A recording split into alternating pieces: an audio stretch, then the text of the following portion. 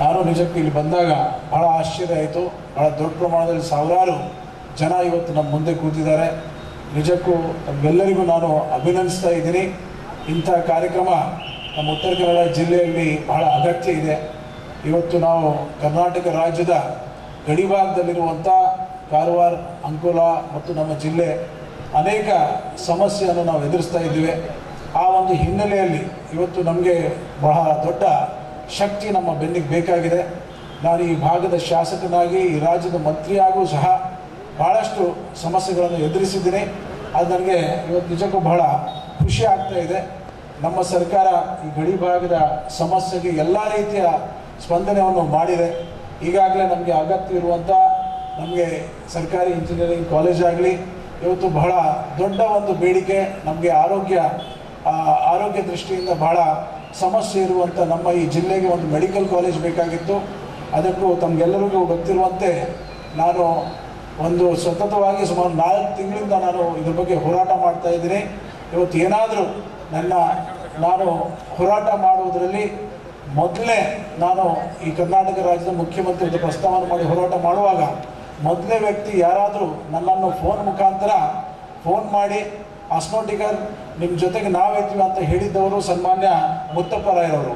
ಅವರು ನನ್ನನ್ನು ಫೋನ್ ಮುಖಾಂತರ ನಿಮ್ಮ ಗಡಿ ಭಾಗ ನಿಮಗೆ ಅನ್ಯಾಯ ಆಗಿದೆ, ನಿಮ್ಮ ಸರ್ಕಾರಿ ಮೆಡಿಕಲ್ ಕಾಲೇಜ್ ಬೇಕು, ಸರ್ಕಾರ ಮಟ್ಟದಲ್ಲಿ ನಾವು ಒತ್ತಡ ಹಾಕಲಿಕ್ಕೆ ನಾವು ತಯಾರಿದ್ದೀವಿ, ನಿಮಗೆಲ್ಲ ರೀತಿಯ ಸಹಕಾರ ನಾವು ಮಾಡ್ತೀವಿ ಅಂತ ಸನ್ಮಾನ್ಯ ಮುತ್ತಪ್ಪರಾಯರವರು ನನಗೆ ಫೋನ್ ಮುಖಾಂತರ ಹೇಳಿ ಈ ಗಡಿ ಭಾಗದ ರಕ್ಷಣೆಗೆ ನಾನು ಇದ್ದೀನಂತ ನನ್ನನ್ನು ಆ ದಿನ ಅವರು ಫೋನ್ ಮಾಡಿದರು.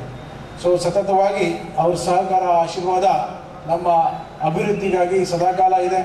ಈ ಒಂದು ಜೈ ಕರ್ನಾಟಕ ಒಂದು ಸಂಘ, ಇದರ ಮೂಲ ಉದ್ದೇಶ ಸಾಮಾಜಿಕ ಭದ್ರತೆ, ಸಮಾಜದಲ್ಲಿ ಒಳ್ಳೆಯತನ, ಈ ಜನರಿಗೆ ಬೇಕಾಗಿರುವಂಥ ಎಲ್ಲ ಅಗತ್ಯದ ಬಗ್ಗೆ ಸರ್ಕಾರದ ಗಮನ ಸೆಳೆಸುವಂಥ ವ್ಯವಸ್ಥೆ, ಅದ್ರ ಜೊತೆಗೆ ಕನ್ನಡ ನಾಡು, ಕನ್ನಡ ಸಂಸ್ಕೃತಿ, ಸಂಸ್ಕಾರವನ್ನು ಉಳಿಸುವಂಥ ಬಹಳ ದೊಡ್ಡ ಜವಾಬ್ದಾರಿ.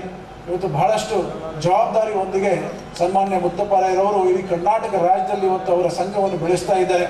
ಇವತ್ತು ನಾವು ಸಹ ಉತ್ತರ ಕನ್ನಡ ಜಿಲ್ಲೆಯವರು ಎಲ್ಲರೂ ಕೂಡಿ ಅವರನ್ನು ಸಹಕರಿಸೋಣ. ಇಂಥ ಸಂಘಗಳು ಇವತ್ತು ಮುಂದೆ ಬರಬೇಕಾಗಿದೆ. ಜೈ ಕರ್ನಾಟಕದ ನೇತೃತ್ವದಲ್ಲಿ ನಮ್ಮ ಗಡಿಭಾಗದಲ್ಲಿರುವಂಥ ಈ ಕೊಂಕಣಿ ಮತ್ತು ಮರಾಠಿ ಮಾತಾಡುವಂಥ ಈ ಪ್ರದೇಶಕ್ಕೂ ಸಹ ಕನ್ನಡ ಅಭಿಮಾನಿಗಳು ನಾವೆಲ್ಲರೂ, ಕನ್ನಡ ಮಾತೆ ಹುಟ್ಟಿರುವಂಥ ನಾವು ಮಕ್ಕಳು ನಾವೆಲ್ಲರೂ ಇಂಥ ಒಂದು ಸಂಘದವರಿಗೆ ಎಲ್ಲವೂ ಸಹ ನಾವು ಸಹಕಾರ ನೀಡಬೇಕಾಗಿದೆ. ನಮ್ಮ ಅಭಿವೃದ್ಧಿ ಮಾಡಲಿಕ್ಕೆ ಅವರ ಸಹಕಾರವೂ ಸಹ ನಮಗೆ ಬೇಕಾಗಿದೆ. ಈ ಸಂದರ್ಭದಲ್ಲಿ ಬಹುಶಃ ಮಾಧ್ಯಮದವ್ರು ನನ್ನ ಮುಂದೆ ಕೂತಿದ್ದಾರೆ, ನಾನು ಜಾಸ್ತಿ ಹೊತ್ತು ಮಾತನಾಡಲ್ಲ. ಕೆಲವಷ್ಟು ಅಂಶಗಳು ಮಾಧ್ಯಮದವರಿಗೂ ಹೇಳಲಿಕ್ಕೆ ನಾನು ಬಯಸ್ತಾ ಇದ್ದೀನಿ. ಬಹುಶಃ ಹೋದ ವರ್ಷ ನಾವು ಮೊದಲೇ ಈ ಸಂಘವನ್ನು ಉದ್ಘಾಟನೆ ಮಾಡುವಾಗ ನನ್ನನ್ನೇ ಇಲ್ಲಿ ಕರೆದಿದ್ರು.